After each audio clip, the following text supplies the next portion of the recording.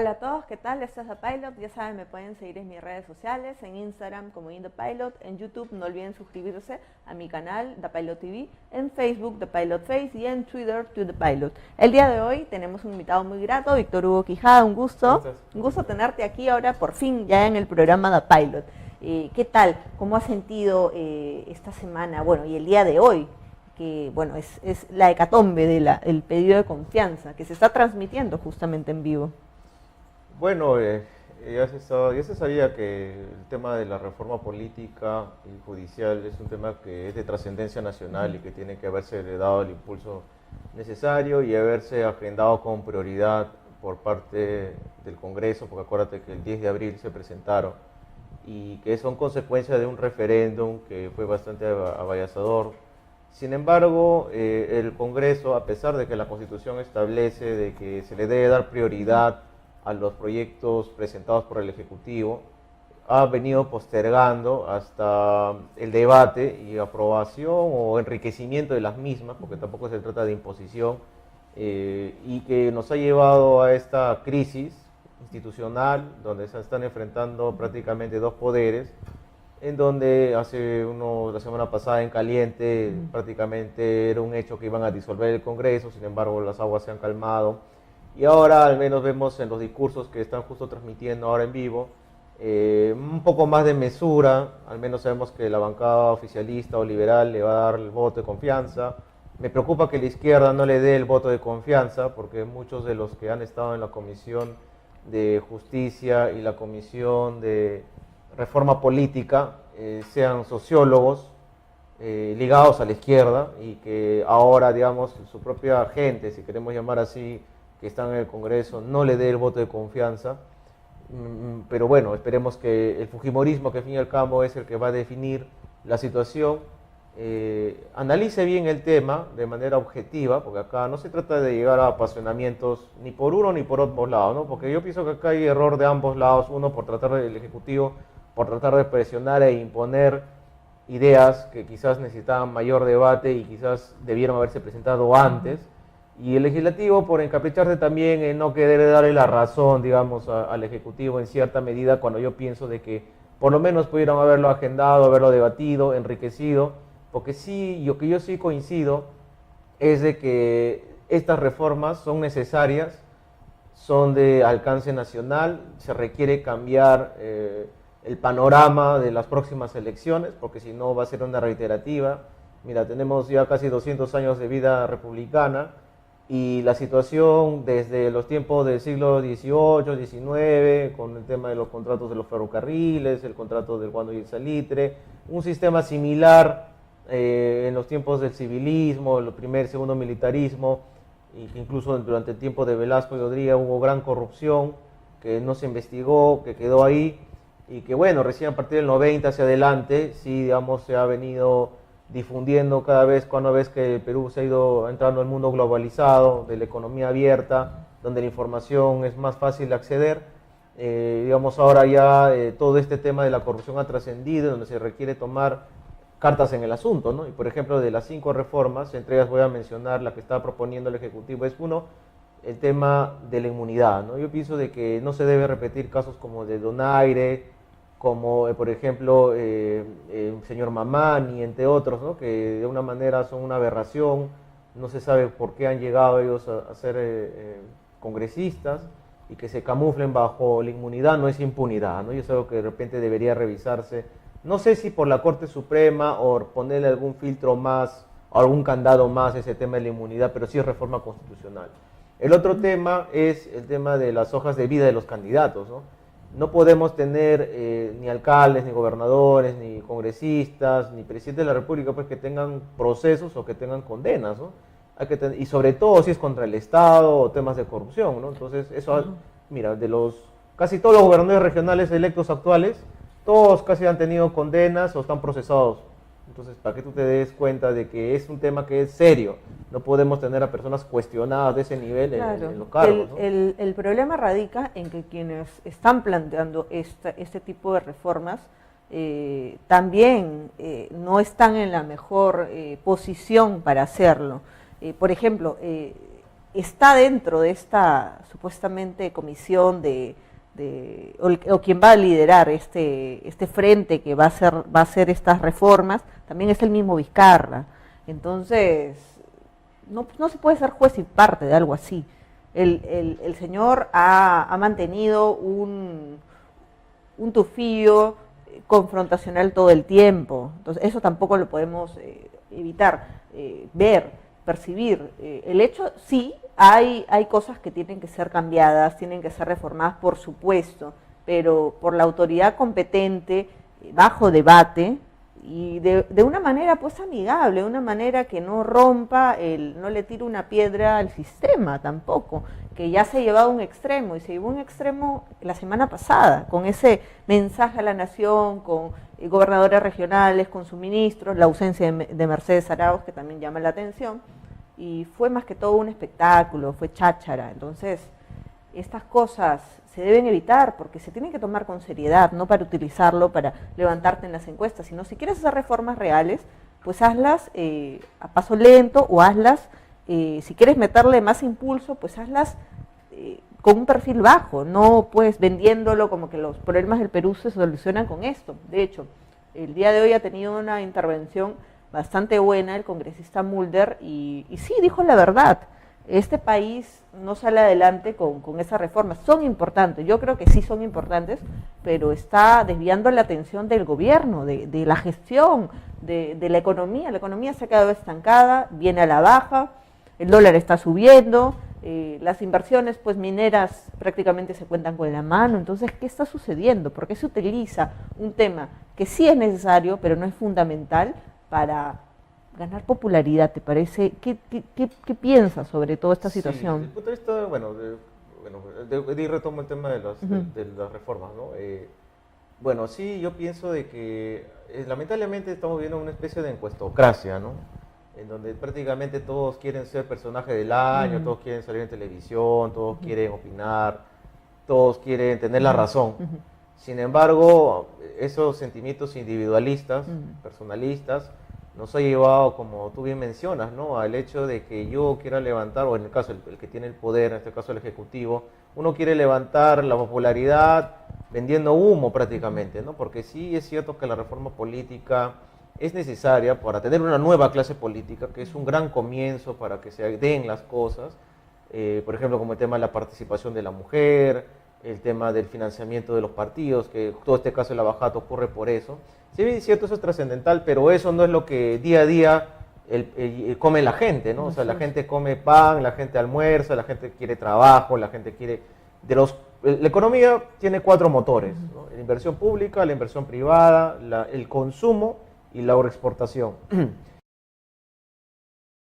La exportación en general, ¿no? El de la exportación, por ejemplo, el 70% de las exportaciones del Perú es materia prima, ¿no? Paralizado los 4 principales proyectos Tía María, no sale por un tema de voluntad política y sí depende del Ejecutivo, ¿no? Tenemos el tema de la agroexportación, no se están dando las facilidades a Majes Siguas en el sur, por ejemplo, para que esas tierras de una vez entren a productividad. Tenemos un desierto ahí con un proyecto estancado, Chavimochic la última etapa también, ¿no? Entonces, por el lado de la exportación no se está avanzando. Por el lado de la inversión pública, hace el último fin de semana un programa de señal abierta mencionó de que estamos menos 5%, nada de la reconstrucción del norte, nada de las transferencias a los presupuestos a los gobiernos regionales, nada de las mismas políticas que el Ejecutivo mencionó, por ejemplo, respecto al tema de saneamiento, o los mismos proyectos sociales que tampoco se están impulsando, ni por ejemplo el tema de la lucha de la violencia contra la mujer, para hablar uno de ellos.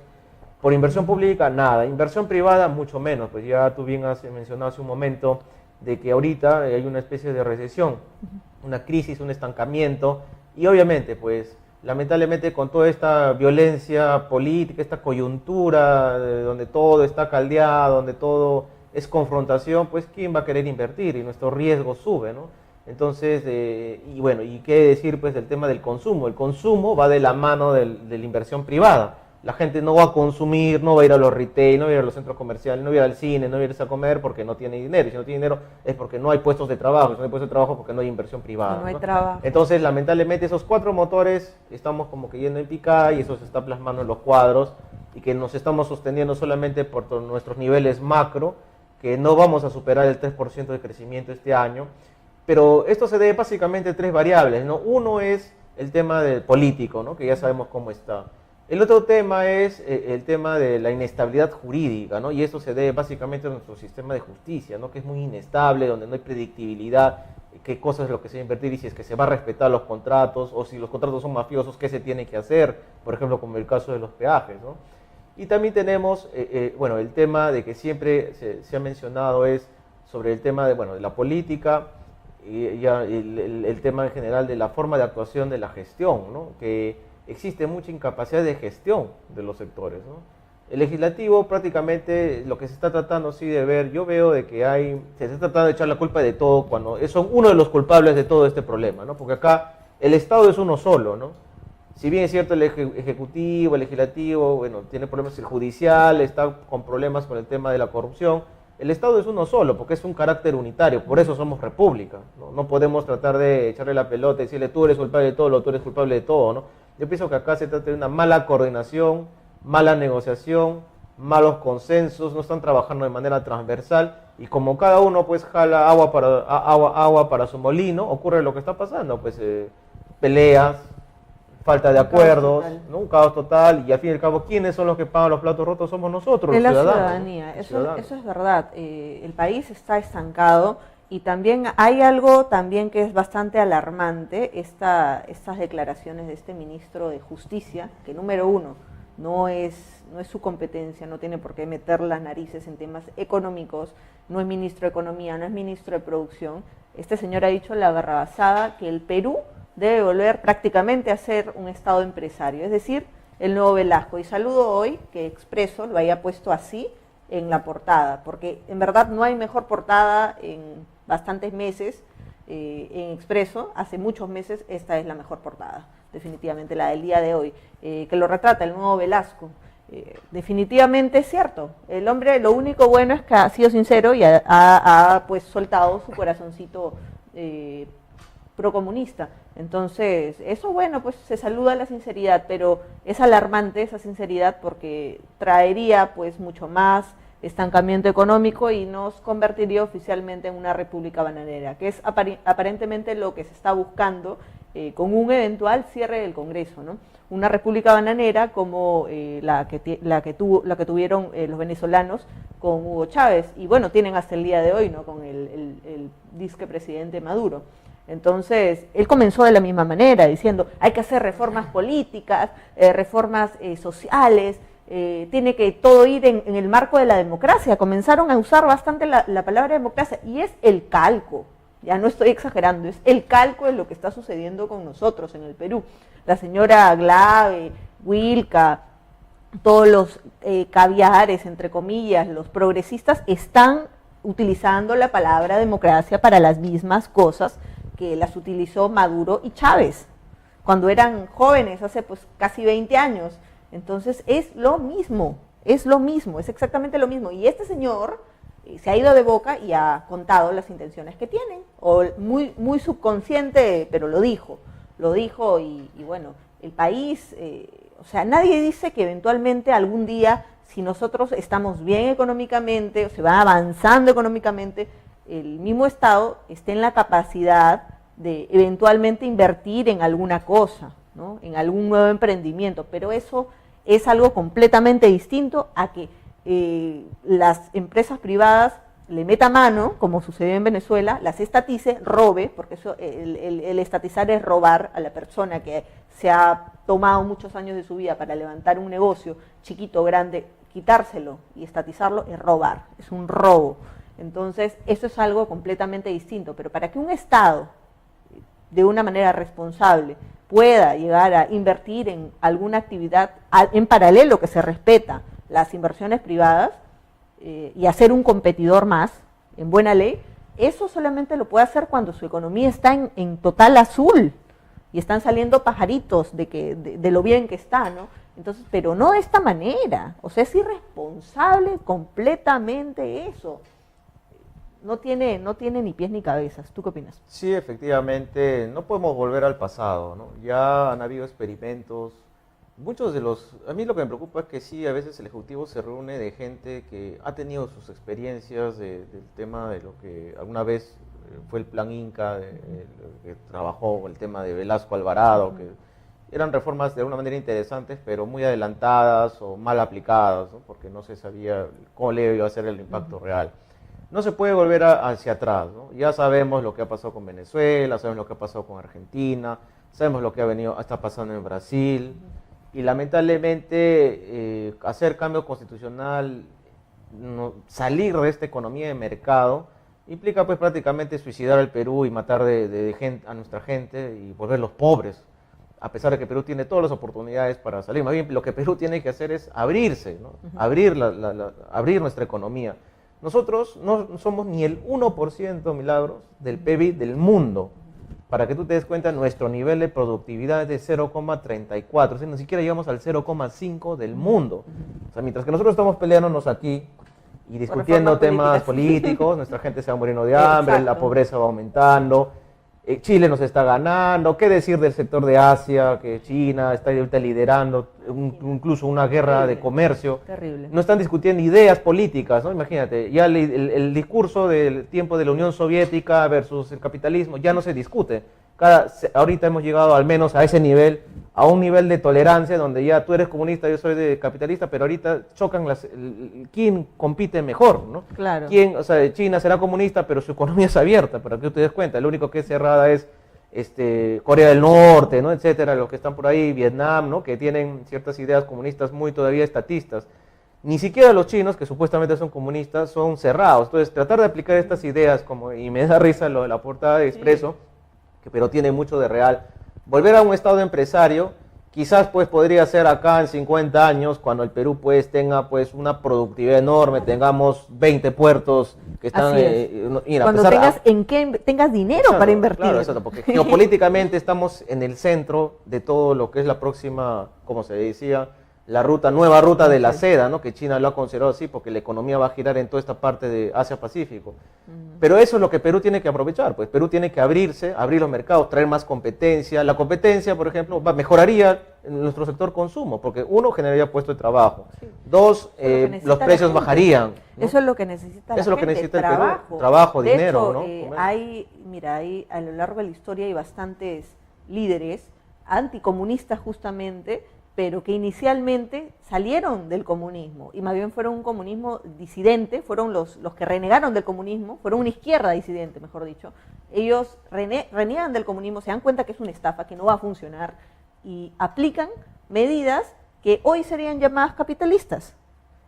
Comenzar a privatizar empresas, monedas alternas circulando a la local, para bajar la inflación. Han recuperado muchas veces varios países con medidas que hoy serían consideradas capitalistas o dentro del marco del libre mercado. Entonces, de que puede suceder. Simplemente falta en este país un equipo técnico y gente política, como tú dices, una clase política que se ponga los pantalones, que ame a su patria y que pues se pongan a trabajar. Es inconcebible como ahora, por ejemplo, quienes pretenden hacer una reforma política o, por ejemplo, tocar ciertos puntos del Congreso, el cual personalmente no me gusta, no me siento representada por casi todos los congresistas, con loables excepciones, claro que sí, porque también las hay, pero pues estos señores tampoco son políticos. Ni los que son criticados, ni los que critican tienen formación política. Tú les preguntas su ideología política. La otra vez yo busqué una entrevista de Salvador del Solar, que supuestamente es el premier, que es un actor en realidad, y él le preguntan, ¿tu ideología política? Y dice, muy escuetamente, se inclina hacia el centro, pero no dice nada, o sea, no dice, yo me inclino a esto, por esto, admiro a tal, he leído a tal, y nada, o sea, el tipo es un cero a la izquierda, es una brújula descompuesta, no es un político. Y también muchas personas, por no decir la mayoría de congresistas, tampoco tienen idea de qué es la política, entonces tampoco tienen idea de lo que es la historia de la política. Bueno, también para conocer la historia de la política tenemos que ir hasta Roma, ¿no? Roma es la cuna de las leyes, la cuna de la política, y justamente también veo de que el término democracia, volviendo al tema, se manosea bastante por los comunistas, los protocomunistas, igual como sucedió en Venezuela en su momento, y también el término de la república. Dicen, esta república democrática. También hay algo importante que decirle a las personas. La república, que nació en Roma, encontró democracia, sí, pero en el Senado. Nunca los romanos, que yo sepa, a no ser que la historia me esté equivocando, votaron por un emperador. El emperador no se votaba, es decir, lo que vendría a ser hoy el presidente. No se votaba por el pueblo. El pueblo no quería tener esa responsabilidad. Justamente por eso votaba bien o trataba de votar bien a sus representantes en el Senado para que ellos tomen esa importantísima decisión. Algo similar a lo que sucede en España. Se vota a los congresistas o a los senadores o diputados, pero ellos eligen, el Parlamento es quien elige al presidente. Y eso es la verdadera democracia, esa es la democracia pues clásica. Lo que nosotros tenemos es una democracia bastante, ¿cómo se podría decir?, afianzada en los términos modernos, bastante moldeada a los intereses modernos, pero estamos viendo que de esta forma pues tiene graves falencias, solo lleva al caos, lleva al enfrentamiento. Entonces la gente también tiene que ser consciente de que hay palabras que son utilizadas tendenciosamente por los comunistas para distraer a la gente, para sacarlos de contexto. Entonces no está de más revisar un libro de historia para entender qué es lo que realmente es la democracia, cómo nace, qué parámetros tiene, cómo es la república. De hecho, Roma se caracteriza por, en gran medida, ser una república aristocrática. Entonces, estudiar esas cosas nunca está de más y ayudan a entender cuándo nos engañan o cuándo pretenden engañarnos. Estos politiqueros, que no son políticos, porque ni siquiera conocen esto. Sí, efectivamente hay mucha falta de formación técnica, de historia, en todo lo que son nuestros representantes y autoridades. Muchas veces hablarles de historia a ellos es como que, y eso que a veces uno no se ha leído todos los libros, ¿no? Pero tú ves de Roma, también Grecia, ¿no? Que es donde surge la palabra democracia, el régimen parlamentarista. En Perú tenemos un régimen mixto, ¿no? Que es entre parlamentarista y presidencialista, aunque algunos constitucionalistas dicen que somos presidencialistas. Y por ejemplo, hablar de ideologías, Estados Unidos en los últimos 30, 40 años, si es que fue una potencia, es porque por ejemplo aplicó el pensamiento wolseriano, ¿no? De Walser, que es el liberalismo igualitario, ¿no? Que es un pensamiento que en verdad, digamos, si queremos hablar de un poco de doctrina liberal, es básicamente primero proteger lo nuestro y de ahí abrirnos hacia afuera, hacia el mercado, ¿no? Lo que ellos defienden, lo que se plantea en ese pensamiento es primero, para que un país avance, sistema judicial independiente, ¿no? Y por eso que tenemos en Estados Unidos, por ejemplo, una Corte Suprema totalmente, o al menos con un 98% de eficiencia, no corrupta, no ligada al tema político necesariamente, o en su mínima expresión. Entonces, primero, sistema judicial independiente. Segundo, igualdad ante la ley, ¿no? Hombres y mujeres, ricos y pobres, desde un taxista hasta el gran empresario, por eso que allá se ven demandas de indemnizaciones millonarias que a veces las empresas tienen que hacer. El judicial no se somete necesariamente, o no se somete a las grandes empresas, a los grandes intereses, como sí ocurriría aquí, ¿no? Acá seguramente tienes que hacer toda una protesta, todo un tema mediático para alcanzar la justicia. De hecho, y hasta a veces contratan con esas empresas. Efectivamente, gente ¿no? que está metida en la política, contrata con las empresas que están manchadas por la corrupción, con Graña, con Odebrecht, con OAS, o sea, están ahí metidos. Entonces, y en más de un escándalo. Ya lo hemos visto, por eso también la señora Susana Villarán ha caído. Hay conflictos de interés. De plano eso no es un filtro, no existe ese filtro. En lugar de hablar de reformas, cháchara, que se planteen las verdaderas reformas para evitar más Odebrecht. O sea, es inconcebible que hoy se le plantee una cuestión de confianza al Congreso, y quiero ser clara con esto. Este señor comienza a hablar de velasquismo y no se le plantea una cuestión de confianza a Odebrecht.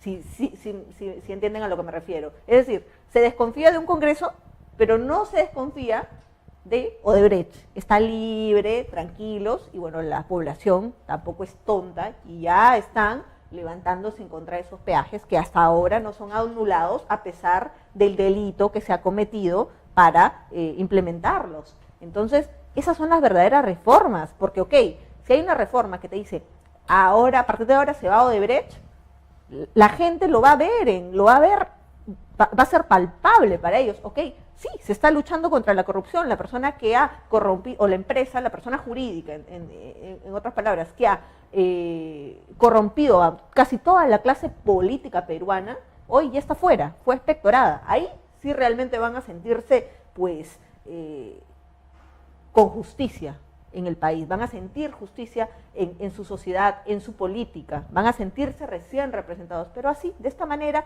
echándole la pelota de la corrupción a simplemente un grupito que es el Congreso, y ni siquiera todos, a una mayoría parlamentaria, pues esa tampoco es la forma, ¿no lo crees? Sí, bueno, efectivamente se requiere tomar acciones y bueno, para finalizar lo que te comentaba, el sistema de justicia independiente, el tema es la capacidad de gestión, el tema de la gestión pública, no tan política, sino técnica, pero con diálogo, con concertación, con negociación. Y para retomar lo que tú mencionabas, ¿no? Realmente preocupa que se le esté dando ciertos privilegios a empresas como Odebrecht, como OAS, como el Club de la Construcción, donde está Graña y Montero, JJ Camet, Obrainsa, ICSA, entre otros, ¿no? Que realmente pues sabemos cómo han venido trabajando, corrompiendo al Estado, prácticamente comprándolo para sus intereses, para direccionar y para sobrevalorar procesos de licitación, obra pública. Como por ejemplo, justo el domingo salió el reportaje del tema del túnel de OAS, ¿no? Que se abría 0,60 de más metros, que se ha valorizado, que no coincide con el informe de supervisión, que no coincide con el contrato que lo firmó Castañeda y que lo ratificó mediante una adenda Villarán, porque acá no se trata de un tema ideológico, ¿no? La corrupción no tiene colores, la corrupción es generalizada, izquierda, entre comillas derecha, porque yo también discreparía de que en Perú alguna vez existe una verdadera derecha, lo que han habido son oportunistas sin ningún tipo de formación, que dicen ser de derecha, liberales, pero bueno, llegan a ser poder. Y bueno, entonces para lo que 80 millones de dólares la sobrevaloración, ¿no? Entonces, ¿cómo se puede permitir una empresa que ha sobrevalorado, que ha coimeado más de 80 millones, sin considerar lo de Odebrecht, ¿no? Porque Odebrecht, por ejemplo, a Humala se le cuestiona el lavado de activos, pero lo mayor, la carne, está en los dos procesos de licitación de Talara, que es y el gasoducto sur peruano, que es el proyecto más caro de la historia del Perú en obra pública. Sí. ¿Y dónde está esa investigación, ¿no? ¿Qué pasa con el equipo de Cueva, de Domingo Pérez, ¿no? De Cuba, que tanto se jamonean, que tanto hablan? Sí, la lucha contra la corrupción tiene que ser todos igualdad de trato, igualdad ante la ley, ¿no? No se trata de favorecer a uno, ni empeorar al otro, todos somos pecadores, porque pecado es pecado, ¿no? Entonces, aquí faltan temas que sí deben verse con mano dura, que me gustaría ver al presidente, así como habla con mucha firmeza y como dicen, hay pecha y que quiere impulsar estas reformas que sí son importantes, que son necesarias porque es el comienzo por una renovación política, pero también no descuidar el otro lado, no el otro cara de la moneda, ¿no? El tema de la pobreza, el tema de la gestión, la inversión pública, la inversión privada, los temas propios del Ejecutivo, ¿no? Porque el Ejecutivo no puede asumir hasta cierto punto, si bien es cierto, tiene iniciativa legislativa, no puede agotar el discurso en esto, ¿no? Pues. Porque ya tenemos bastante desde el tema del referéndum. Bueno, ya lo agotó, ¿eh? Claro. El referéndum ya creo lo agotó. Que si que se le da hoy día la cuestión de si se le aprueba la confianza hoy, que esperemos que así sea, que no se en extremos, porque eso nos haría decaer más aún económicamente. Que se ponga, ¿no?, a trabajar, claro, así es simple, ¿no? Ya que el Congreso haga su chamba, que es hacer sus 5 proyectos, los mejores, etcétera, ya se aprueben, muy bien, tenemos reglas claras para el 2021, pero el Ejecutivo, de una vez que se agote este discurso, que ojalá acabe hoy, ¿no? Empiece pues la gente a exigirle, y el Legislativo mismo a exigirle, ¿no? Porque mira, pueden presentarles mociones de censura, pueden llamarlos a que informen al Congreso, que se armen comisiones de fiscalización, cómo va educación, cómo va salud, cómo va el tema de infraestructura, ¿no? Entonces, es que realmente es así, o sea, en un gobierno real, ambas partes están comprometidas. El Poder Judicial, claro que sí, por su lado, también viendo los casos importantes que ha debido ver, ¿no? En vez de ver el tema de figuretear, de proselitismo político, el Ejecutivo y el Legislativo, estar uno encima de otro, pero para bien. Eso es lo que lamentablemente, desgraciadamente, no tenemos. O sea, que el Ejecutivo jorobe al legislativo y que el legislativo los jorobe al ejecutivo, pero para bien, o sea, para beneficio de los peruanos, que ambos estén trabajando, fastidiándose, pero por trabajo, o sea, no por leguleyadas, no por protagonismo político, sino para sacar adelante el Perú, que estén vivos, moscas. ¿Qué tenemos que hacer? Falta esto, la reconstrucción del norte. ¿Tú qué estás haciendo? ¿Tú qué también, qué falta que hagas? Los dos encima, uno del otro, para que avance el país. Si quieren evitar la ola de delincuencias que ya tenemos aquí, si quieren contrarrestarla, si quieren combatirla, pues uno encima del otro, para que trabajen, para que funcione el país, para que se eche a andar. El país está paralizado, tienen que encender de nuevo ese motor. Y eso, pues, ese es el trabajo verdadero de ambos, ¿no? Sí, efectivamente, pero ya estamos viendo que ya están tomando algunas posiciones el Congreso. Esperemos que sea un voto de conciencia, porque la acción discrecional del Estado siempre ha existido, siempre la ley lo ha facultado, sí, que ellos tienen esa facultad de hacer voto de conciencia, pero que sea para bien del Perú, ¿no? Porque un cierre del Congreso, si es cierto, como tú dices, no puede ser el pretexto para que se enquiste un grupo de personas que están tratando de impulsar ideas, que quizás lo que el ministro Ceballos ha hecho es un ensayo de lo que quizás en el fondo quisieran plasmar, pero no podemos renunciar a ideas del ayer, o sea, por renunciar a lo que estamos viviendo ahora, renunciar a la globalización para traer ideas del ayer que no le han hecho bien a nadie, a ningún país. Mira cómo está Cuba, mira cómo está Venezuela. No, gracias. No, claro, entonces eso queremos para nuestra población, queremos que nuestra gente otra vez, como en los años 80, se vaya de nuevo. ¿Qué peruano no tiene al menos un familiar fuera del Perú? Y es gracias a esta constitución del 79, claro, de Velasco, que quiere emular a este señor. Una constitución de corte comunista, que si bien es cierto, con un nacimiento democrático, pero con ideas estatistas, que el día de hoy no son aplicables a la realidad y que lamentablemente, si ahorita Perú está en caída, nos llevaría pues al abismo, y que esperemos de que algún día pues estos señores de una vez cambien de ideas, y más bien abrir el mercado es lo que se necesita para, uno, eso mejoraría nuestro tipo de cambio, dos, traería mayores inversiones, bueno, al menos empezando por un tema de la reforma de justicia, un sistema de justicia claro, seguridad jurídica para las inversiones, ¿no? Y sobre todo el tema de la competencia favorecería, por ejemplo, mejores precios, ¿no? Porque tenemos... El sector retail pertenece a 3 grupos familiares, ¿no? O sea, los centros comerciales, entre ellos un grupo chileno, ¿no? El tema aerocomercial le pertenece a 3 líneas, ¿no? Y de vuelos nacionales a 2 y una que ha entrado, que paran quejando a todo el mundo que es Viva, ¿no?